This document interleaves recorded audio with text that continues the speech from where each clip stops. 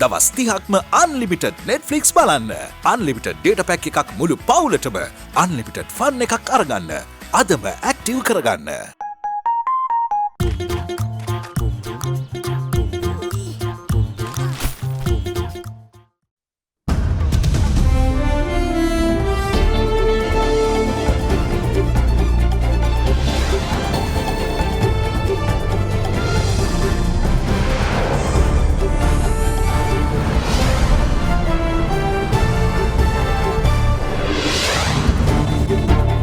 අද 2020 ඔක්තෝබර් 11 ඉරිදා සිරස්තල කැලණිය සරසවි සිසුවියකට සහ කටුනායක වෙළඳ කලාපයේ 17කටත් කොවිඩ් ආසාදිතයන් දෙදෙනෙක් දඹුල්ල ආර්ථික මධ්‍යස්ථානයටත් ගෙහින් මන්නාරමේ ගම්මාන දෙකක් හුදකලා කෙරේ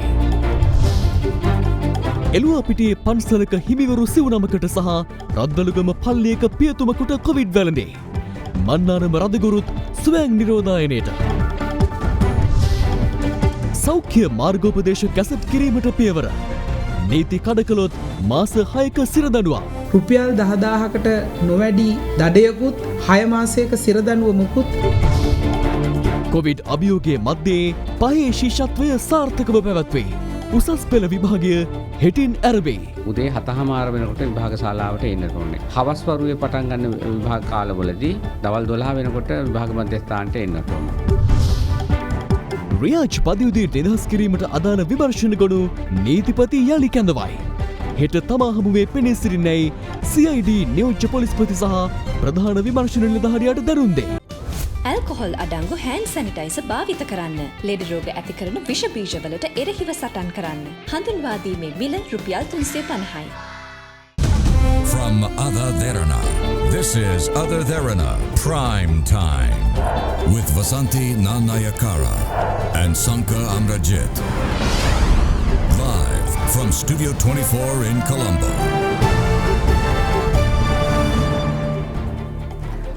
ලක් දෙරණටම ආයුබෝවන්. ඔබ අදත් එක්වන්නේ ශ්‍රී ලංකාවේ අංක 1 සහ විශ්වසනීයම පුවත් විකාශය අද දෙරණ 6:55 සමගින්. ටෙලිවිෂන් කලාවේ සුවිශේෂී වෙනසක් සිදු කළ TV දෙරණ අද 15 වෙනි සංවත්සරය සමරනවා. ඒ වෙනුවෙන් සර්ව ආගමික වතාවත් පැවති අතර තවත් වැඩසටහන් රැසක් සංවිධානය කර තිබෙනවා.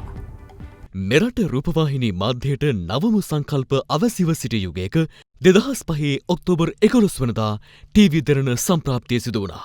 ඒ අපේ දේ රැකගෙන අලුත් දේ අරගෙන යන්න තේමාව කරගනිමින්. එදා බස්නාහිර පළාතට පමණක් සීමා වූ නාලිකාවක් ලෙසින් ආරම්භි TV දෙරණ අද වන විට FM දෙරණ, දෙරණ වෙබ් අඩවිය, මනුසත් දෙරණ ඇතුළු අනුබද්ධිත ආයතන රැසකින් සමන්විත මාධ්‍ය ජාලයක්. ආරම්භ කර කෙටි කලකින්ම දෙරණ රිඩල්ස්ටා හඳුන්වා දෙමින් මෙරට රියල්ටි කලාවේ නව වෙනසක් සිදු කළ දෙරණ, දෙරණ ඩ්‍රීම්ස්ටා, දෙරණ සිටි ඔෆ් ඩාන්ස් ආදී රියලිටි වැඩසටහන් හරහා දක්ෂයන් ඩයට තිලෙන කළා.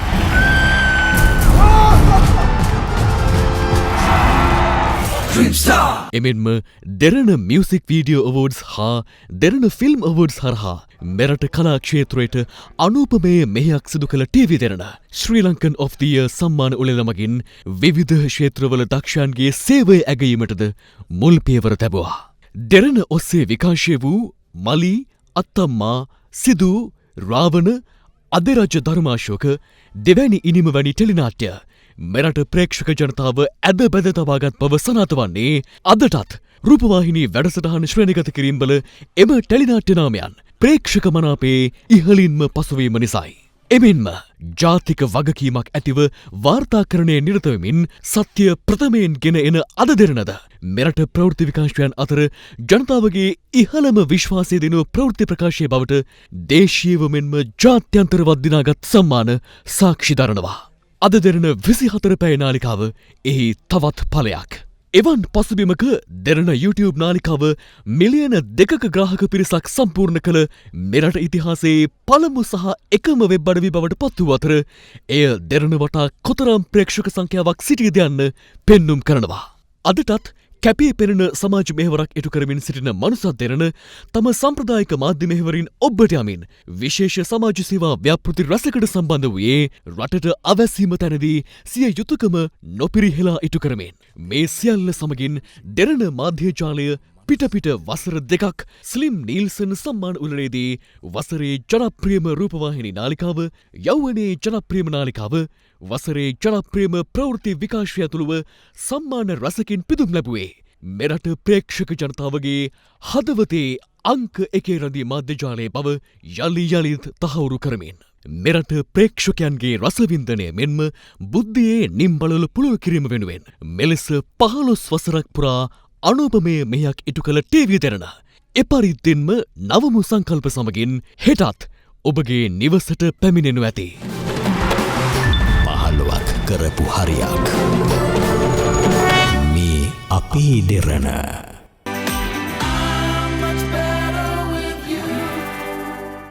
සේෆ්ගාඩ් හෑන්ඩ් සැනිටයිසර් නවතම නිෂ්පාදන පෙළ නීරෝගිමත් දිවියකට.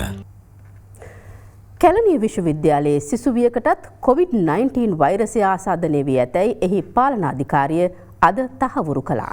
මේ අතර එළුවාපිටියේ පන්සලක හිමිවරු සිවුනමක් සහ රද්දොළුගම පල්ලියක පියතුමෙකුද කොවිඩ් රෝගයට ගොදුරු වී ඇති අතර මන්නාරම කතෝලික රදගුරුතුමන්ද ස්වයං නිරෝධානයට ලක් කර තිබෙනවා. එමෙන්ම මන්නාරම් ප්‍රදේශයේ ගම්මාන දෙකක්ද නැවත දැනුම් දෙනතුරු හුදෙකලා ගම්මාන ලෙස අද නම් කෙරුණා.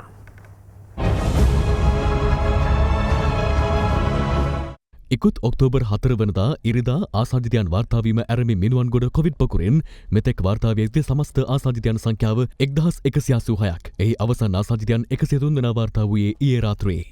ඒ අතරට මිනුවන්ගොඩ ඇඟලුම් ආයතනයේ කාර්ය මණ්ඩල සමාජිකයන් 2 දෙනෙකු සහ මුල් ආසාදිතයන්ගේ ආශ්‍රිතයන් 101 දෙනෙකු අයත්. ඊයේ හමුණු සංඛ්‍යාව බැලුවම මිනුවන්ගොඩින් 26 දෙනෙක්, ගම්පහ ප්‍රදේශයේ 23 දෙනෙක්, දිවුලපිටියේ 22 දෙනෙක්, අත්තනගල්ල මේ වගේ ප්‍රදේශවලින් තමයි මේ ප්‍රමාණයෙන් බහුතරයක් අපිට හමු වෙන්නේ. මේ ප්‍රදේශ ඇත්තටම නිරෝධායන ඇඳරි නීතිය යටතේ පවත්වාගෙන යන ප්‍රදේශ. ඔබ දන්නවා වෛද්‍ය විශේෂඥවරුන් කියලා තියෙනවා එක්කෙනෙක්ට පතුරවන්න පුළුවන් 522ක් වගේ සංඛ්‍යාවකට කියලා. තාම මේ තත්ත්වය ඇති වෙලා නැහැ. නමුත් මේ ඉදිරි දිනකයේදී අපේ ජනතාව හැසිරෙන අනුව සමාජගත කරගන්නත් ඕන ජනතාවට හැකියාවක් තිබෙනවා. ඒකින්ද සමාජගත වෙලා තාම ඔබ අත්‍යවශ්‍ය කරුණක් හැරුණකොට පාරට බහින්න යන්න එපා. රටේ මේ ප්‍රදේශය කිසිදු ප්‍රශ්නයක් නැහැ කියන්න හැකියාවක් නැහැ. මිනුවන්ගොඩ ඇඟලුම් ආයතනයේ සේවය කළ පසුව ආසාදිතයන් ලෙස තහවුරු වූ 119 දෙනෙකු අතුරුදන්ව සිටින බවට පළ වූ වාර්තාවල කිසිදු සත්‍යතාවයක් නැතැයි පොලිස් මාධ්‍ය ප්‍රකාශක නියෝජ්‍ය පොලිස්පති අජිත් රෝහණ මහතා සඳහන් කළා. සේවකින් සියලු දෙනාම පායේ මේ වන විට වාර්තා කරලා තියෙනවා. ඔවුන් නිරෝධායන මධ්‍යස්ථාන එම නැත්නම් ප්‍රතිකාර මධ්‍යස්ථාන වෙත යොමු කරලා තියෙනවා. මේ අතර සැප්තැම්බර් 23 වෙනිදායින් පසුව මිනුවන්ගොඩ ඇඟලුම් ආයතනයේ සේවක සේවිකාවන් සමග සම්බන්ධතා පැවැත් වූ පුද්ගලයන් සිටිනම් ඔවුන් කඩිනමින් PCR පරීක්ෂණයක් සඳහා යොමු වන්නයි යුද හමුදාපති ලොතෙන් ජෙනරාල් ශවේන්ද්‍ර සිල්වා මහතා ඊයේ ඉල්ලීමක් කළා. මේ දක්වා PCR පරීක්ෂණ 3,36,251ක් අපි කරලා තියෙනවා. ඊයේ දවස තුල පමණක් PCR පරීක්ෂණ 7,796ක් කරලා තියෙනවා. ඔක්තෝබර් 4 වෙනිදා සිට ඔක්තෝබර් 10 වෙනිදා දක්වා අපි ලංකාව තුල PCR පරීක්ෂණ 35,213ක් සිදු කරලා තියෙනවා. මේ අතර කටුනායක නිදහස් වෙළඳ කලාපයේ ඇඟලුම් ආයතනික සේවකයන් 11 දෙනෙකුටද COVID-19 වෛරසය ආසාදනය වී ඇති බව ඊයේ තහවුරු වුණා. ඒ අනුව ඇඟලුම් ආයතනයෙන් මෙතෙක් තහවුරු වූ මුළු ආසාදිතයන් ගණන 14ක්. නව ආසාදිතයන් 11 දෙනා මැදමහනුවර, කටුනායක, ඇවරිවත්ත, බඩල්ගම, හීනටියන, ජායල, දංකොටු යන ප්‍රදේශවල පදිංචිකරුවන් වන අතර ඔවුන් මිනුවන්ගොඩ ඇඟලුම් ආයතනයේ ආසාදිතයන්ගේ ආශ්‍රිතයන් බව සෞඛ්‍ය අංශය සඳහන් කළා. අදාළ සේවකයන් සීදුව ආඩියම්බනම ප්‍රදේශවල නිසිරි නිවාසිකාගාරවල පිරිස් නිරෝධායනය කිරීම මහජන සෞඛ්‍ය පරීක්ෂකවරුන් විසින් අරමුණු ලැබුවා. 2000ක් විතර සේවකින් ප්‍රමාණයක් සිටින බවට තමයි වාර්තා වෙන්නේ. වාර්තා වෙච්ච රෝගීන් 11 දෙනාගේ ආශ්‍රිතින් සොයා මේ වෙන විට නිරෝධායන කටයුතු වල යෙදීම් සිටිනවා. අද දිනේදීත් කටුනායක වෙළඳ කලාපයෙන් තවත් ආසාදිතයන් වාර්තාවීමත් සමග එම වෙළඳ කලාපයෙන් මෙතෙක් වාර්තා වූ සමස්ත ආසාදිතයන් ගණන 17ක් බව සේදුව පරිපාලන මහජන සෞඛ්‍ය පරීක්ෂක සුරේෂ් කුමාර් මහතා සඳහන් කළා. කැලණිය විශ්වවිද්‍යාලයේ සමාජ විද්‍යාපීඨයේ සංඛ්‍යාන අධ්‍යයන අංශයේ ශිෂ්‍යාවකටද COVID-19 වෛරසය ආසාදනය වී ඇති බව තහවුරු වී තිබෙනවා. ඇය මිනුවන්ගොඩ ප්‍රදේශයේ පදිංචිකාරිණියක වන අතර ඇයගේ පියා මිනුවන්ගොඩ ඇඟලුම් ආයතනයේ සේවය කර තිබුණා. අධ්‍යයන කටයුතු සඳහා ඇය රැඳී සිට තිබුණේ කැලණිය සරසවියර යාබදනීය වාසිකාගාරයකයි. ඇය සමග තවත් සිසුවියන් දෙදෙනෙකු එහි සිට තිබෙන අතර ඔවුන්ව PCR පරීක්ෂණ සඳහා යොමු කෙරුණා. අධ්‍යයන කටයුතු සඳහා පූර්ණ ලෙස විශ්වවිද්‍යාලය වහලා තියෙනවා. සැප්තැම්බර් 30 වෙනිදා අවසාන වාරට විශ්වවිද්‍යාලයට ඇවිල්ලා තියෙන්නේ ක්‍රීඩා කටයුතු සඳහා යෙදෙන අයට අයට වෙනම නේවාසිකාගාරයක් තියෙනවා. ඒ නේවාසිකාගාරයේ තමයි හිටියේ 3 දෙනයි ඒ නේවාසිකාගාරය රැඳිලා හිටියේ. එතකොට ඒ 3 දෙනාට අමතරව විශ්වවිද්‍යාලයේ ප්‍රදර්ශකවරුන් 3 දෙනෙක් ඒ හොස්ටල් එකේ නැවතිලා ඉඳලා තියෙනවා. ඒ වගේ මේකේ ආරක්ෂක නිලධාරියයි සනීප ආරක්ෂක සේවකයා සහ නේවාසිකාගාරයේ බාරකරුයි 3 දෙනාම සොයන් නිරෝධායනට ලක් කරලා තියෙනවා. මෙතර කොළඹ ජාතික රෝහලේ කනිෂ්ඨ කාර්ය මණ්ඩලයේ 3 දෙනෙකුට COVID-19 වෛරස් ආසාදනය වී ඇතැයි ඊයේ තහවුරු වුණා. ඒ හේතුවෙන් රෝහලේ 3 වන සහ 69 වන වාට්ටු දෙකත් තවත් චොල්ලාගාරයකුත් තාවකාලිකව වසා දැමීමට පියවරගෙන තිබෙනවා. අදාළ ආසාදිතයින් 3 දෙනා සමග එම වාට්ටුවල සිටි 3 දෙනෙකු වැලිකන්ද නිරෝධායන මධ්‍යස්ථානයටත් තවත් 3 දෙනෙකු කොග්ගල නිරෝධායන මධ්‍යස්ථානයටත් යොමු කෙරුණා. ආසාදිතයින් 2 දෙනාම රැඳී සිටි තිබුණේ මීට පෙර ආසාදිත බවට හඳුනාගත් කොළඹ රිජ්වේ ආර්ය ළමා රෝහලේ සෞඛ්‍යකාර්ය සහායිකාව රැඳී සිටි බොරැල්ල ලෙස්ලි රණගල මාවතේ නවාතැනේ. එයනු එම නවාතැනෙහි සිටි තවත් අයෙකු පූනානි නිරෝධායන මධ්‍යස්ථානය වෙත යොමු කෙරුණු අතර ආශ්‍රිතයන්ගේ PCR පරීක්ෂණ සිදු කෙරුණා. ඊයේ දිනේදී මෙම ප්‍රදේශයේ ආසන්න නිවෙස් 30ක පමණ කරන ලද සාම්පල වලින් කිසිදු අයෙකුට රෝගය වැළඳී ඇති බවට සාක්ෂාත් වුණේ නැහැ. ඊට අමතරව මේ අය වැඩ කරන ලද ජාතික රෝහලේ කරන ලද සාම්පල් 88 නොත් පොදු අයෙකු හෝ පොසිටිව් බවට සාක්ෂාත් වෙලා නැහැ. නමුත් එවැනි අය සොයා දිගින් දිගටම PCR පරීක්ෂණ සිදු කරමින් පවතිනවා. මිනුවන් ගොඩ ඇගලුම් ආයතනයේ සේවය කළ උඩුගම්පල පදිංචි කාන්තාවන් 2 දෙනෙකුට වෛරසය ආසාදනය වී ඇතැයි පසුගියදා තහවුරු වුණා. ඉන් එක් කාන්තාවකගේ සැමියා සහ දරුවන් 2 දෙනාටත් ආශ්‍රිතයන් ලෙස හඳුනාගත් තවත් පවුලක දරුවන් 2 දෙනෙකුටත් තවත් දරුවෙකුටත් වෛරසය ආසාදනය වී ඇතැයි ඊයේ තහවුරු වුණා. මේ හේතුවෙන් අදාළ දරුවන් 5 දෙනාගේ පාසල්වල සහ උපකාරක පන්තිවල සෙසු දරුවන්ගේ PCR පරීක්ෂණ අද සිදු කෙරුණා. දහම් පාසලක් සහ ඒ වගේම තවත් විද්‍යාලයක දරුවන් අද දින මෙසේ PCR පරීක්ෂණ ලක් කරනු ලබනවා. එම දරුවන් ආසාදිත දරුවන් ඇසුරු කිරීම හේතු කොටගෙන මේ අතර පසුගිය 4 වෙනිදා දඹුල්ල ආර්ථික මධ්‍යස්ථානයේ පැමිණි පුද්ගලයන් 2 දෙනෙකුට COVID-19 වෛරසය ආසාදනය වී ඇතැයි තහවුරු වී තිබෙනවා. ඔවුන් 2 දෙනා එම මධ්‍යස්ථානයේ වෙළඳසැල් 80කට පමණ ගොස් එළවලු මිලදී ගැනීම සිදු කර ඇතැයි අනාවරණ වුණා. මෙම 2 දෙනාගෙන් අයෙකු මිනුවන් ගොඩ ඇගලුම් ආයතනයේ සේවකයෙකු සමග ඔක්තෝබර් 1 වෙනිදා සහ 2 වෙනිදා කතරගම ප්‍රදේශයේ සංචාරය කර ඇති අතර ඒ හේතුවෙන් මෙම 2 දෙනාම PCR පරීක්ෂණයට යොමු කර තිබුණා. එහිදී වෛරසය ආසාදනය වී ඇතැයි තහවුරු වූ අතර ඔවුන් 2 දෙනා දැනට ප්‍රතිකාර ලබන්නේ රඹුක්කන මහ රෝහලේ. මේ හේතුවෙන් දඹුල්ල ආර්ථික මධ්‍යස්ථානයෙන් අහඹු ලෙස තෝරාගත් පුද්ගලයන් 100 දෙනෙකුගේ පමණ PCR පරීක්ෂණ අද සිදු කෙරුණා. අවදානම් පසුබිමක වුවද ආර්ථික මධ්‍යස්ථානයේ ඇතැම් පිරිස් සෞඛ්‍ය උපදෙස් නොතකමින් කටයුතු කරනු දක්නට ලැබුණා.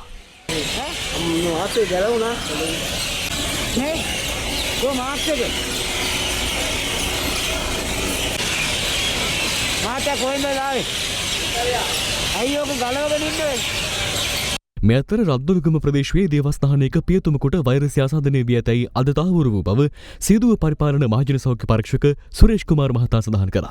ඒ අනුව අදාළ දේවස්ථානයට පැමිණි පිරිස් සොයා නිරෝධායන කටයුතු ආරම්භ කිරීමට පියවරගෙන තිබෙනවා. මේ අතර මන්නාරම රදගුරු නිල නිවස ආශ්‍රිතව සේවය කළ වෙන්නප්පුව ප්‍රදේශයේ පදිංචි පෙදරේරුවෙකුට වෛරසය ආසාදනය වී ඇතැයි පසුගියදා තහවුරු වුණා.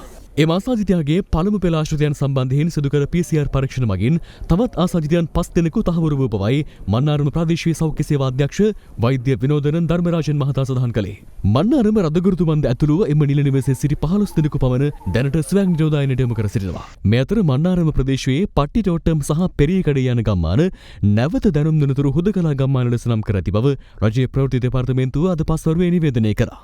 මෙතර මීරිගම සහ වේයන්ගොඩ පොලිස් බල ප්‍රදේශවල එළුවාපිටිය මාලිගාතැන්න සහ කූරිකොටු යන ගම්මානවලින් කොවිඩ් ආසාදිතයින් 11 දෙනෙකු වාර්තා වී තිබෙනවා. ඒ අතරට එළුවාපිටිය ප්‍රදේශයේ විහාරස්ථානයක භික්ෂුන් වහන්සේ 99ක් ඇතුළත් පවතින තත්ත්වයේ හමුවේ අදාළ ගම්මාන තුනෙහි සංචලන කටයුතු සීමා කිරීමට පියවරගෙන ඇතැයි පොලිසිය සඳහන් කළා.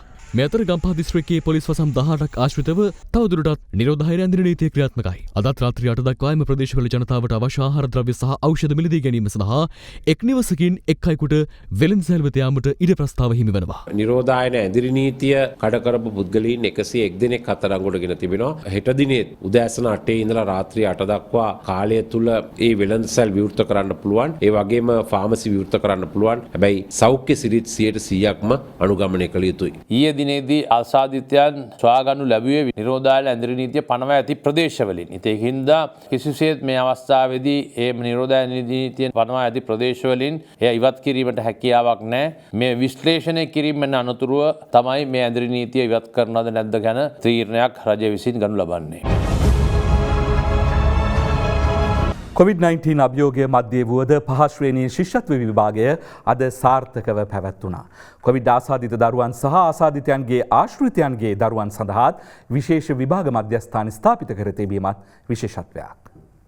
පහ ශ්‍රේණිය ශිෂ්‍යත්ව විභාගය මීට පෙර වසරවලදී අගෝස්තු මාසයේ පැවැත්වුණත් මේ වසරේ බලපෑ කොවිඩ් වසංගතය හේතුවෙන් එය අද දිනය දක්වා කල් ගියා. ඒ අනුව දිවයින පුරා විෂ බීජහරණය කළ විභාග මධ්‍යස්ථාන 2936 දී සිසුන් 3,31,694 දෙනෙකු ශිෂ්‍යත්ව විභාගයට පෙනී සිටියා. මේ අතර ඇඳිරි නීතිය පනවා ඇති ගම්පහ දිස්ත්‍රික්කයේ පොලිස් බල ප්‍රදේශ 18හි විභාග මධ්‍යස්ථාන වෙත පැමිණෙන විභාග අපේක්ෂකයින් සඳහා විශේෂ බස් රථ සේවයක් දියත් කිරීමට ලංකා ගමනාගමන මණ්ඩලය පියවර ගත්තා. එලෙස පැමිණි දරුවන් සෞඛ්‍ය විධිවිධානවලට අනුකූලව විභාග මධ්‍යස්ථාන වෙත ඇතුළත් කරගනු ලැබුවා.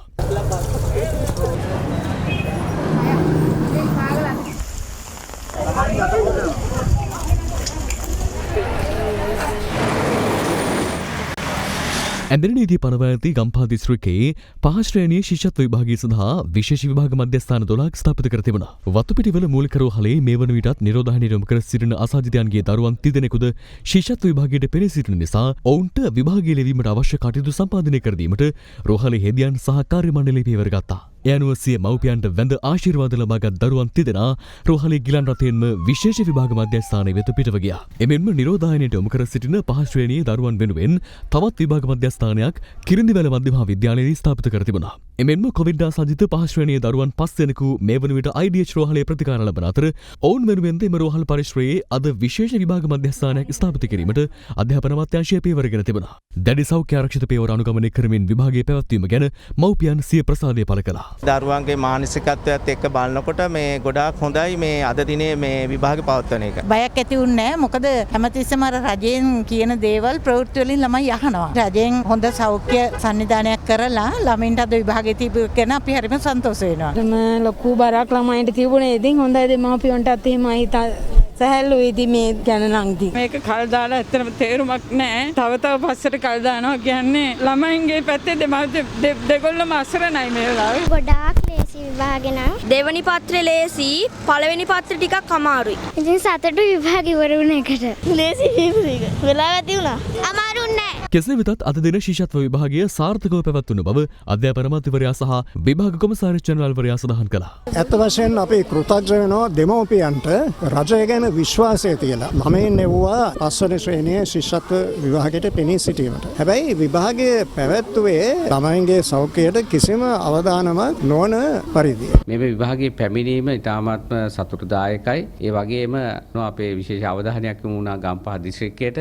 ගම්පහ දිස්ත්‍රික්කයේ ශිෂ්‍යත්ව විභාග මධ්‍යස්ථාන 12ක් ක්‍රියාත්මක වුණා. ඒ 12ටත් සිසුන් 108ක ප්‍රමාණයක් පැමිණ තිබුණා. දිවයින පුරා සියලුම මධ්‍යස්ථාන කටයුතු සාර්ථක මට්ටමේ ඉටු වුණා. මේ අතර නිකවරටිය කොබෙයිගනේ පන්නව ප්‍රදේශයේ සිසුවියකට අද දිනේ ශිෂ්‍යත්ව විභාගයට පෙනී නොසිටින්නයි ඇයගේ පාසලේ විදුහල්පතිවරයා බලපෑම් කළ බව කියන පොතක් අද දෙරණට වාර්තා වුණා. ඇගේ දෙමව්පියන් පවසන්නේ තම දියණිය අධ්‍යාපන කටයුතු වලට දුර්වලයයි පැවසු විදුහල්පතිවරයා ඇයට විභාගයට පෙනී නොසිටින්නයි පවසා ඇති බවයි. පසුව ඇගේ දෙමාපියන් මේ සම්බන්ධයෙන් කොබෙයිගනේ පොලිසියට පැමිණිල්ලක්ද සිදු කර තිබුණා.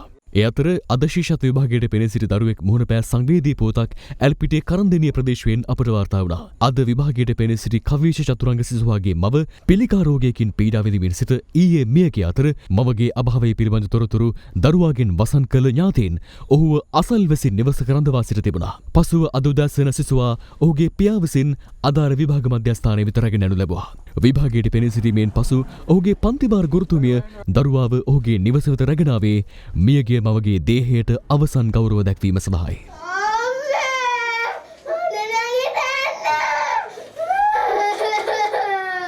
ශිෂ්‍යත්වය සාර්ථකව පැවති පසුබිමක අධ්‍යයන පොදු සහතික පත්‍ර උසස් පෙළ විභාගය හෙටින් ආරම්භ වෙනවා. හෙට සිට නොවැම්බර් 6 වන දින දක්වා විභාගය පැවැත්වීමට නියමිත අතර මෙවර උසස් පෙළ විභාගයට අපේක්ෂකයන් 3,62,824ක් පෙනී සිටීමට නියමිතයි. කොවිඩ් වාතාවරණය හමුවේ උසස් පෙළ සිසුන් කටයුතු කළ යුතු ආකාරය සම්බන්ධයෙන් අද මෙලෙස උපදෙස් නිකුත් කෙරුණා. හෙට දිනේ ආරම්භ වෙන විභාගයේ සඳහා ඔබ උදේ 7:00 වෙනකොට විභාග ශාලාවට එන්න ඕනේ. ඒට හේතුව අපි සෞඛ්‍ය ආරක්ෂිත වැඩපිළිවෙලක් ක්‍රියාත්මක වෙනවා. හවස් වරුවේ පටන් ගන්න විභාග කාලවලදී දවල් 12 වෙනකොට විභාග මධ්‍යස්ථානට එන්නට ඕන. විශේෂයෙන් සෞඛ්‍ය අමාත්‍යාංශයේ නිර්දේශ සඳහා ප්‍රමුඛ අවධානය යොමු කළ යුතු බව මම අවධාරණය කරනවා. නිරෝධායන මධ්‍යස්ථානවල උසස් පෙළ විභාගය සඳහාත් අවශ්‍ය පහසුකම් ලබා දීමට අපි කටයුතු යොදා තිබෙනවා. ඇඳිරි නීතිය තියෙන ප්‍රදේශවල අයට විභාග ප්‍රවේශ පත්‍රය ඔබගේ ඇඳිරි නීති බලපත්‍රය හැටියට පාවිච්චි කරන්න පුළුවන්. දරුවෝ හොඳට ඉගෙනගෙන මේ උසස් පෙළ විභාගේ පාස් වෙන්න අවශ්‍ය නම් ඒකම තමුන්ගේ ශරීර සෞඛ්‍ය හොඳට තියාගන්න අවශ්‍ය නම් උපරිම ආරක්ෂණ ක්‍රම අනුගමනය කරන්න ඕනේ. ඉදිරියේදී සෞඛ්‍ය මාර්ගෝපදේශ ඇතුළත් ගැසට් පත්‍රයක් නිකුත් කිරීමට කටයුතු කරන බවත් සෞඛ්‍ය අධ්‍යක්ෂ ජනරාල්වරයා විසින් නම් කරන කොවිඩ් අවදානම් සහිත ප්‍රදේශවල එම නීති කඩ කරන පුද්ගලයින්ට එරෙහිව රුපියල් දසදහසක දඩයක් සහිත මාස 6ක සිර දඬුවම් ලබා දීමට පියවර ගන්නා බවත් සෞඛ්‍ය අමාත්‍ය පවිත්‍රා වන්නිආරච්චි මහත්මිය අද අනාවරණ කළා. කොවිඩ් ව්‍යාප්තියක් පවතින මේ සමයේ ඔබ අනුගමනය කළ යුතු සෞඛ්‍ය පුරුදු මොනවාද? මේ සටහන ඒ පිළිබඳවයි. රට තුළ කොවිඩ් වෛරසය ව්‍යාප්තවීමේ අවධානම හමුවේ එදිනදා කටයුතුවලදී නිසි සෞඛ්‍ය ආරක්ෂිත ක්‍රමවේදයන් අනුගමනය කිරීම කෙරෙහි නැවතත් අවධානය යොමු කිරීම ඉතා වැදගත්. ඔබ නිවසින් පිටතට යනවා නම් අනිවාර්යෙන්ම මුඛ ආවරණයක් තනදීමට වග බලා ගත යුතුයි. ඔබ ආසාදිතයෙකු නම් බාහිර පුද්ගලයෙකුට ඔබෙන් රෝගී බෝ නොවීමට වගේම ඔබට බාහිරින් විෂ බීජ ඇතුළු නොවීමටත් එය ඉවහල් වනු ඇති. සෑම ස්ථානයකදීම අනෙක් පුද්ගලයන් සමග මීටර 1 පරතරය පවත්වා ගැනීමත් ඔබ සිදු කළ යුතුයි. වෛරසයෙන් ආරක්ෂා වීමට දෑත් පිරිසිදුව තබා ගැනීම වැදගත් වන නිසා සෑම විටම සබන් හෝ ඇල්කොහොල් සහිත සේදුම්කාරක දියරයක් භාවිතයෙන් දෑත් සේදීම අත්‍යවශ්‍ය වන බවයි සෞඛ්‍ය අංශ පවසන්නේ. ඊට අමතරව මේ දිනවල නිතර දෑත් වලින් තම ඇස්, නාසය සහ මුඛය ස්පර්ශ කිරීමෙන් වැළකීමටත් ඔබ වග බලා ගත යුතුයි. කහින විට හෝ කිවිසුම් යන විට වැලමීටෙහි ඇතුල් පැත්තෙන් හෝ ටිෂු කඩදාසියකින් මුව වසා ගන්න. එක්වරක් භාවිත කරන ලද ටිෂු කඩදාසි පියන සහිත කසල බඳුනකට දමන්න. ඔබ භාවිත කරන මුහුණු ආවරණ සහ අත්වැසුම් භාවිතයෙන් පසු නැවත භාවිත නොකර පියන සහිත කසල බඳුනකට දමන්න. එමෙන්ම ඔබට කැස්ස, උණ, හුස්ම ගැනීමේ අපහසුතා සහ උගුරේ අපහසුතා පවතිනම් හැකි ඉක්මනින් වෛද්‍යවරයෙකු හමුවේ අවශ්‍ය සෞඛ්‍ය උපදෙස් ලබා ගන්නා ලෙසද රජය ජනතාවගෙන් ඉල්ලා සිටිනවා. ඔබ නිවසේ සිට නිරෝධායනය වන අයෙක් නම් ඔබ වෙනුවෙන් වෙනම කාමරයක් වෙන් කරගන්න. පවුලේ අය අතර අවම මීටර් 1ක පරතරයක් තබා ගන්න. හැකිනම් වෙනම වැසකිලියක්, නානකාමරයක් භාවිත කරන්න. අමුත්තන්ගේ පැමිණීම අවම කිරීමටද වග බලා ගන්න. මේ දිනවල අත්‍යවශ්‍යම කරුණකට හැර සමාජගත වීමෙන් වැළකී නිවසට වී සිටීමට උත්සාහ කරන්න. එය ඔබගේ ආදරණීයන්ගේ මෙන්ම මුළු මහත් සමාජයේම ආරක්ෂාවට උපකාරී වනු ඇති.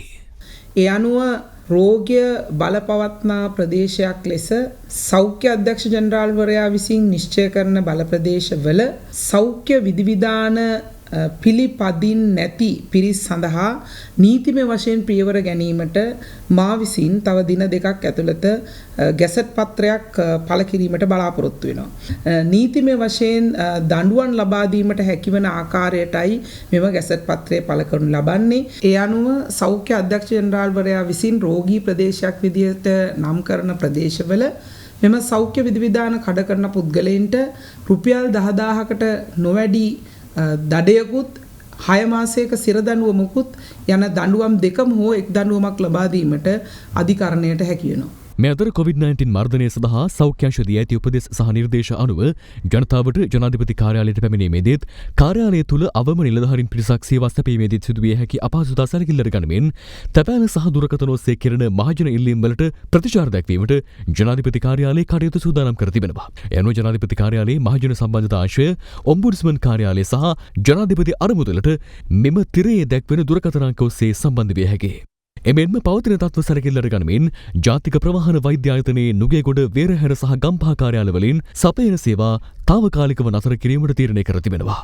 මේ අතර COVID-19 රෝග ව්‍යාප්තිය හමුවේ නිදන්ගත රෝග සහිත ජ්‍යෙෂ්ඨ පුරවැසියන් රෝහල් සායනයට පැමිණීම සුදුසු නොවන බව සෞඛ්‍ය අමාත්‍යාංශයේ අද නිවේදනය කර තිබෙනවා. ඒ අනුව අවශ්‍ය සායනික බෙහෙත් ලබන අඟහරුවාදා සිට නිවෙස් වෙත ලබා දීමට රජයේ වැඩපිළිවෙලක් සකස් කරමින් සිටින බවත් එම වැඩසටහන ගම්පහ, කොළඹ දිස්ත්‍රික්කයේ කේන්ද්‍ර කරගනිමින් පළමුව ආරම්භ කරන බවත් සෞඛ්‍ය අමාත්‍යාංශය සඳහන් කළා.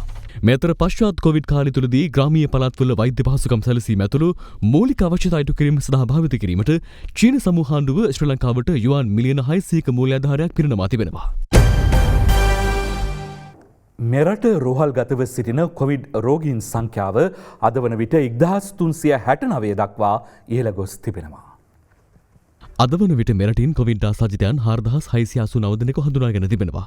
ඒ අතරින් 3307 දෙනෙකුම පූර්ණ සුවය ලබා රෝහල් වලින් පිටව ගොස් ඇති අතර රෝගීන් 1369 දෙනෙකු තවදුරටත් රෝහල්ගතව ප්‍රතිකාර ලබනවා. පාස්කු ප්‍රහාර එල්ල කළ ත්‍රස්තවාදීන් සමග සමඳතා පැවැත්වූයේ චෝදනා එල්ල වූ රියාජ් බදියුදීන් නිදහස් කිරීමට අදාළ සියලු විමර්ශන ගොනු සමගින් හෙට දින තමා හමුවේ පෙනී සිටින ලෙස නීතිපතිවරයා අපරාධ පරීක්ෂණ දෙපාර්තමේන්තුව භාර නියෝජ්‍ය පොලිස්පතිවරයාට සහ ප්‍රධාන විමර්ශන නිලධාරියාට දැනුම් දී තිබෙනවා. නීතිපතිවරයාගේ සම්බන්ධීකරණ නිලධාරිනි රජයේ අධිනීතිඥ නිෂා රාජරත්න මෙනවිය සඳහන් කළේ රියාජ් බදියුදීන් සම්බන්ධයෙන් සිදු කළ විමර්ශනයේ සාක්ෂි එහිදී නීතිපතිවරයා විසින් සමාලෝචනය කිරීමට නියමිත බවයි. රියාඩ් බදුද්දීන් යන අයගේ නිදහස් කිරීම සම්බන්ධයෙන් අපරාධ පරීක්ෂණ දෙපාර්තමේන්තුවේ නියෝජ්‍ය පොලිස්පති සහ ප්‍රධාන විමර්ශන නිලධාරිවරයා හෙට දින ගරු නීතිපතිවරයාගේ කාර්යාලයට කැඳවා තිබෙනවා. එසේම මෙම සිද්ධියට අදාළ සියලු විමර්ශන ගොනු හෙට දින වහාම නීතිපතිවරයාගේ පරීක්ෂාවට ඉදිරිපත් කරන ලෙසටද දන්වා තිබෙනවා. විමර්ශනයෙන් අනාවරණය වූ සාක්ෂි සමාලෝචනයකට භාජනය කිරීමට නියමිතයි. තවද ගරු නීතිපතිවරයාගේ දැනුමෙන් හා අධීක්ෂණයෙන් තොරව රියාඩ් බදුද්දීන් යන අයව නිදහස් කළේ කෙසේද යන්නත් විශේෂයෙන්ම ශ්‍රේෂ්ඨාධිකරණයේ මූලික අයිතිවාසිකම් නඩුවක් හා අභියාචනාධිකරණයේ ගොනු කර හේබියස් කෝපස් නඩු රියාඩ් බදුද්දීන් විසින් ඉල්ලා අස්කර ගැනීමෙන් පසු ඔහුව අපරාධ චෝදනාවලින් නිදහස් කිරීමට හේතු වූ කාරණා ගරු නීතිපතිවරයාගේ අවධානයට භාජනය වීමට නියමිතයි.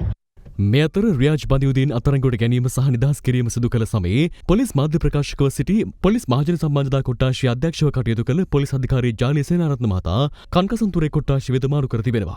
විනය හේතුන් මත උතුරු පළාත බහර ජ්‍යෙෂ්ඨ නියෝජ්‍ය පොලිස්පතිගේ පුද්ගලික සහකාර ලෙස අදාළ ස්ථාන මාරුවීම ලබා දී ඇති බව පොලිසිය සඳහන් කළා. මේ අතර රියාජ් බදියුදීන් නිදහස් කිරීම සම්බන්ධයෙන් ආණ්ඩු පක්ෂ සහ විපක්ෂ දේශපාලනඥයන් අදත් විවිධ අදහස් පළ කළා. වැරදිකරුවන්ට දඩුවම් දිය යුතුයි කියන දැඩි මතය තුළ අපේ කණ්ඩායම ඉන්නවා. අපි සීලු දෙනාම ඉන්නේ එක මතයක. අපි නැවත මේ පිළිබඳව විශේෂ පරීක්ෂණයක් කරන්න කියලා අපේ മന്ത്രിවරු සීලු දෙනාම අත්සන් කරලා ජනාධිපතිතුමාට ලබා දීලා තියෙන්නේ. වැරදිකරුවන්ට උපරිම දඩුවම් දෙයි කියලා ලොකු විශ්වාසයක් තියෙනවා. රියාඩ් බදුරුදීන් මහත්තයාව නිදහස් කරේ අපි නෙමෙයිනේ. චමල් රාජපක්ෂ අමාත්‍යවරයා පාර්ලිමේන්තුවේදී කිව්වා ඔහු මේ බෝම්බ ප්‍රහාරයට සම්බන්ධතාවයක් නැහැයි කියන එක ප්‍රකාශ කළා. ඔහොට්ටුවේ ඉන්න മന്ത്രി ලියුමක් අස්සම් කරලා මේ මෙයාව අත්අඩංගුවට ගන්න කිව්වා මේ අත්අඩංගුවට ගන්න පුළුවන් නීතියක් මේ රටේ තියෙනවද මොකක්ද ඒ නීතිය හැබැයි මේ බදුද්දීන්ගේ මල්ලි නිදහස් කරපු එක පිළිබඳව අපි සාධාරණ පරීක්ෂණයක් කරලා ඒක එහෙම උනේ කොහොමද කියලා බලලා ඒකට අවශ්‍ය කටයුතු කරන්න කියලා තමයි අපි කියන්නේ බදුරුද්දීන්ද බදුරුද්දීන්ගේ මල්ලිද ඡන්දෙට ඉස්සෙල්ලච්චෝ ඒ ඇත්ත එක්ක ආණ්ඩු කරන්නේ නැහැ කියලා අදටත් කියන්නේ එහෙම තමයි ශ්‍රී ලංකා පොදුජන පෙරමුණ සමග එළඹී ගිවිසුම් සම්බන්ධයෙන් ශ්‍රී ලංකා නිදහස් පක්ෂයට යම් ගැටලුකාරී තත්ත්වයන් ඇති වී තිබුණද ආණ්ඩුව අපහසුතාවට පත් කිරීමට තම පාර්ශවයේ සූදානම් නොවන බව එම පක්ෂයේ ජ්‍යෙෂ්ඨ උපසභාපති මහාචාර්ය රෝහණ ලක්ෂ්මන් පියදාස මහතා පවසනවා. මහනුවරදී මාධ්‍ය වෙත අදහස් දක්වමින් මහතා මේ බව සඳහන් කළා. ශ්‍රී ලංකා නිදහස් පක්ෂයේ අම්මාකාරක පුංචි කලකිරීම තියෙනවා මේ වෙලාවේ. අපි මැතිවරණට ඉස්සරලා ගහපු ගිවිසුම් ඒ ආකාරයෙන්ම ඉෂ්ට වෙලා තියෙනවද කියන කාරණේ අද ප්‍රශ්නයක්. අපිට කිව්ව තුනෙන් එකක් දෙනවා කියලා අපේක්ෂකයෝ. අපි පොදු ලකුණකින් ඉල්ලනවායි කියලා කිව්වා. ජාතික ලෑස්තියේ මෙච්චර ප්‍රමාණයක් දෙනවා. මේ ඔක්කොම දේවල් අද වෙනකොට බිඳ වැටිලා. අද මේ වෙනකොට සමහර ඇමතිවරු අපේ පාක්ෂිකයෝ ගියාම ඔයගොල්ලෝ ශ්‍රී ලංකාකාරයෝ කියලා ඒ අයව සේවා කටයුතු සපයා දෙන්නේ නැහැ. ඒ වගේ මේ මෑත කාලේ අපි දැක්කා මේ පාස්කු විරුද්ධ ප්‍රශ්නය පදනම් කරගෙන වැඩි කරනවා නම් එතුමා හිරේ දාන්න ඕන අත්අඩංගුවට ගන්න ඕන දඬුවම් කරන්න ඕන මේ අපි සන්දානයක් තුල ඉන්නේ සන්දානයක් තුල ඉන්නවා නම් සන්දානයට සාධාරණත්වයක් වෙන්න ඕන නමුත් පෙරලා අපට සැලකීමේදී ඒ කාරණා ඉෂ්ට නුනයි කියලා අපි මේ වෙලාවේ ආණ්ඩුවත් එක්ක ලොකු හැප්පීමකට යන්නේ නැහැ අපි ඉවසීමෙන් කටයුතු කරනවා ප්‍රහාරයක් සම්බන්ධයෙන් අප්‍රේල් 4 වනදා ලද බුද්ධ තොරතුර පිළිබඳ හිටපු පොලිස්පති පූජි ජයසුන්දර මහතා දුරකථනයෙන් තමන් දැනුවත් කළ බවට ජනාධිපති කොමිසම හමුවේ සාක්ෂි ලබා දී තිබුණද එය මුළුමනින්ම අසත්‍ය ප්‍රකාශයක් බව පොලිස් විශේෂ කාර්ය බළකායේ විශ්‍රාමික ජ්‍යෙෂ්ඨ නියෝජ්‍ය පොලිස්පති එම්.ආර්. ලතීෆ් මහතා පවසනවා. පාස්කු ප්‍රහාරය පිළිබඳ විමර්ශන සිදු කරන ජනාධිපති කොමිසම හමුවේ ඊයේ සාක්ෂි දෙමින් ඔහු මේ බව සඳහන් කළා. පාස්කු විරුද්ධ ත්‍රස්ත ප්‍රහාරය එල්ලවන අවස්ථාවේ පොලිස් විශේෂ කාර්ය බළකායේ අනදින නිලධාරියාව සිටි විශ්‍රාමික ජ්‍යෙෂ්ඨ නියෝජ්‍ය පොලිස්පති එම්.ආර්. ලතීෆ් මහතා ඊයේ ජනාධිපති කොමිසම හමුවේ සාක්ෂි ලබා දුන්නේ 3 වන දිනටයි. එහිදී රජයේ ජ්‍යෙෂ්ඨ අධිනීතිඥවරයා වනාතවිල්ලුව පුපුරන ද්‍රව්‍ය සොයා ගැනීම, මාවනැල්ල බුදු පිළිම වලට පහර දීම, තස්ලින් ඝාතනය කිරීමට උත්සාහ දැරීම වැනි සිදුවීම් වලට සහරාන් හෂීම් සම්බන්ධය තොරතුරු තිබියදී ඉකුත් වසරේ අප්‍රේල් 4 වන දින විදෙස් බුද්ධාශ්‍රයකින් කළ පූර්ව දැනුවත් කිරීම අවිශ්වාස කිරීමට රාජ්‍ය බුද්ධි සේවයට හේතුවක් තිබුණේද යන්න සාක්ෂිකරුගෙන් ප්‍රශ්න කළා. එම ප්‍රශ්නයට හිටපු STF ප්‍රධානියා නැත යන පිළිතුර ලබා දුන් විට රජයේ ජ්‍යෙෂ්ඨ අධිනීතිඥවරයා පෙරළා ප්‍රශ්න කළේ එසේනම් එම විදෙස් බුද්ධි තොරතුර අනෙකුත් අංශ වෙත යොමු කිරීමේදී රාජ්‍ය බුද්ධි සේවය විසින් මෙම තොරතුර පිළිබඳව රහසිගතව පරීක්ෂණ සිදු කිරීමෙන් පවතී යන වාක්‍ය ඇතුළත් කිරීම පිළිබඳව ඔබ කුමන මතයක් දරන්නේද යන්නයි. එයට පිළිතුරු දුන් හිටපු STF ප්‍රධානියා කියා සිටියේ එම වාක්‍ය රාජ්‍ය බුද්ධි සේවය විසින් කිසිසේත්ම ඇතුළත් නොකළ යුත්තක් බවයි. එසේම එම වාක්‍ය තුළින් මෙම බුද්ධි තොරතුරේ තිබූ නිශ්චිත භාවය අවිනිශ්චිත භාවයකට පත් කර ඇති බව සඳහන් කළ ලතීෆ් මහතා මෙම බුද්ධි තොරතුරේ පැවති නිශ්චිත භාවය මත වහා මෙහෙයුමක් ක්‍රියාත්මක කළ යුතුව පැවති බවද පැවසුවා. කෙසේ වෙතත් මෙහිදී ලතීෆ් මහතා වැඩිදුරටත් සඳහන් කළේ අප්‍රේල් 4 ලද්ද විදෙස් බුද්ධි තොරතුරත් සමග හුවමාරු වී ඇති ඇමුණුම් සම්පූර්ණ වශයෙන් තමන්ට නොලැබුණු අතර සහරාන් ඇතුළු ත්‍රස්තීන්ගේ සවිස්තරාත්මක තොරතුරු ඇතුළත් ඇමුණුම ලැබුණේ නම් තමන්ට විධිවත්ව ක්‍රියාත්මක වීමේ හැකියාවක් පැවති බවයි. ඉකුත් වසරේ අප්‍රේල් 4 මෙරටට ලැබී තිබූ විදෙස් බුද්ධි තොරතුරු පිළිබඳව අප්‍රේල් 9 දිනින් පසුව එවකට පොලිස්පති පූජිත් ජයසුන්දර මහතා දුරකථනයෙන් ඔබව දැනුවත් කළේ යයි සාක්ෂි දී ඇතනම් ඔබ එය පිළිගන්නේද යන්න මෙහිදී රජයේ ජ්‍යෙෂ්ඨ අධිනීතිඥවරයා ප්‍රශ්න කළා. හිටපු පොලිස්පති පූජිත් ජයසුන්දර මහතා එවැනි සාක්ෂියක් ජනාධිපති කොමිසම හමුවේ සිදු කරත්නම් එය සම්පූර්ණයෙන්ම අසත්‍ය සාක්ෂි ලබා දීමක් බව පැවසූ ලතීෆ් මහතා වැඩිදුරටත් කියා සිටියේ පොලිස්පතිවරයා කිසිදු අවස්ථාවක විදෙස් බුද්ධි තොරතුරු පිළිබඳව තමන් දුරකථනයෙන් දැනුවත් නොකළ බවයි. 2015 වර්ෂයේ සිට අන්තවාදය සම්බන්ධයෙන් STF බුද්ධ්‍යංශ කළ දැනුවත් කිරීම ජනාධිපති කොමිසමට ලබා දෙන ලෙස සඳහන් කර තිබේදීත් නැගෙනහිර පළාතේ STF බුද්ධ්‍යංශ අන්තවාදය සම්බන්ධයෙන් කළ දැනුවත් වීම වලට අදාළ වාර්තා තුනක් ඔබ ජනාධිපති කොමිසමට ලබා නොදුන්නේ මන්ද යන්න රජයේ ජ්‍යෙෂ්ඨ අධිනීතිඥවරයා මෙහිදී ප්‍රශ්න කර සිටියා. එයට පිළිතුරු දෙමින් ලතීෆ් මහතා සඳහන් කළේ එලෙස ඉදිරිපත් නොකිරීමට විශේෂ හේතුවක් නොතිබූ අතර 2019 වර්ෂයේ සිට ඉදිරියට නැගෙනහිර පළාතේ STF බුද්ධ්‍යංශ කළ දැනුවත් කිරීම පමණක් ජනාධිපති කොමිසමට ලබා දුන් බවයි. මෙහිදී ජනාධිපති කොමිසමේ සමාජික අභ්‍යචනාධිකරණ විනිසුරුවරයා ප්‍රශ්න කර සිටියේ ඉස්ලාම් අන්තවාදය සම්බන්ධයෙන් සොයා බැලීමට විශේෂයෙන් පත් කර තිබූ නැගෙනහිර පළාතේ STF කඳවුරුවල සිටි බුද්ධි නිලධාරීන් අත්අනුමතික ලෙස මාරු කිරීම සහ වෙනත් රාජකාරිවලට යෙදවීම ඔබ විසින් සිදු කර ඇති බවට චෝදනාවක් ඇතනම් එය පිළිගන්නේද යන්නයි. මම එම චෝදනාව පිළිගන්නේ නැහැ ස්වාමීනි. මම STF අනදින නිලධාරියා ලෙස සිටියේදී ස්ථාන මාරු කිරීම 31ක් සිදු කර තිබෙනවා. ඉන් 23ක්ම STF එක තුළම සිදු කර අභ්‍යන්තර මාරු කිරීම. ඒවා වලට හේතු වෙලා තියෙන්නේත් නිලධාරීන්ගේ ඉල්ලීම්, අනිවාර්ය සේවා කාලය අවසන් වීම වගේ දේවල්. විෂමාචාරී හැසිරීම නිසා වැඩ තහනම් කර තිබෙන්නේ දෙන්නගේ. ඒක නිසා නැගෙනහිර පළාත තුළ STF බුද්ධ්‍යංශ දුර්වල වුණා කියන දේ මම පිළිගන්නේ නැහැ. යනුවෙන් ලතීෆ් මහතා පිළිතුරු දුන්නා.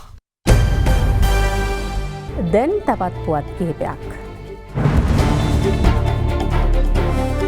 බලපිටිය උතුරු ශාසනාරක්ෂක බල මණ්ඩලයට අයත් දහම් පාසල් 26ක දීප්තිමත්ම සිසු සිසුවියන් ඇගීමේ සම්මාන ප්‍රදාන උත්සවයක් පසුගියදා බලපිටිය පාතේගම යෝගාශ්‍රම විහාරස්ථානයේදී පැවැත්වුණා.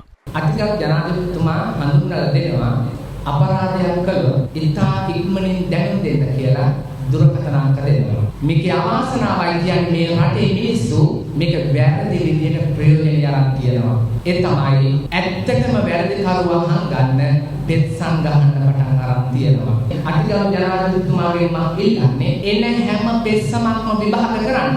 හැබැයි ඒකේ ඇත්තටම බොරුවක් නම් ඒ තුල තියෙන්නේ. ඒ නිර්නාමික පෙත්සම් වල පුද්ගලයන්ට නීතියක් ක්‍රියාත්මක කරන්න වැඩ පිළිවෙලක් සිද්ධ කරන්න. මාතර දික්වැල්ල ප්‍රදේශයේ පිහිටි විද්‍යුත් උපකරණ අලෙවිසලකින් තමන් මිලදීගත් ශීතකරණයක හිඟවාරක ගෙවන ලෙසට අදාළ ආයතනය දැනුම් දුන් පසු ඊට කොපිත වූ ගැනුම්කරුවන් එම ආයතනයේ කළමනාකාරණයට සහ සේවකීන්ට පැමිණ පහර දෙන අයුරු CCTV කැමරාවක මෙලෙස සටහන්ව තිබුණා. වෙන්නපුව ප්‍රදේශයේදී ත්‍රිරෝද රථයකින් ගමන් කරමින් සිටි කාන්තාවකගේ අත්භාගයක් යතුරු පැදිකරුවෙකු විසින් පැහැරගෙන යන ආකාරය CCTV කැමරාවක මෙසේ සටහන්ව තිබුණා. අදාළ පැහැර ගැනීම සිදු කළ සැකකරු මේගම පොලිස් නිලධාරීන් විසින් ඊයේ පස්වරුවේ අත්අඩංගුවට ගනු ලැබුවා. මහනුවර අකුරණ ප්‍රදේශයේ ව්‍යාපාරික ආයතනයක සම්බා සහල් සංගවාගෙන සිටින බවට ලද්ද පැමිණිල්ලකට අනුව පාරිභෝගික සේවා අධිකාරිය මහනුවර දිස්ත්‍රික් නිලධාරීන් විසින් ඊයේ පස්වරුවේ අදාළ ව්‍යාපාරික ආයතනයේ වටලා සහල් මිටි 150ක බහා සංගවා තිබූ සම්බා සහල් කිලෝග්‍රෑම් 1500කට ආසන්න ප්‍රමාණයක් සිය බහරයට ගනු ලැබුවා. ඉංගිරිය හඳපාන්ගොඩ නිමලගම ගම්මානයට අද පෙරවරුවේ පැමිණි හිවලෙකු ප්‍රදේශවාසීන් එක්වල්ලාගෙන බත්තරමුල වනජීවී නිලධාරීන්ට බාර දෙනු ලැබුවා.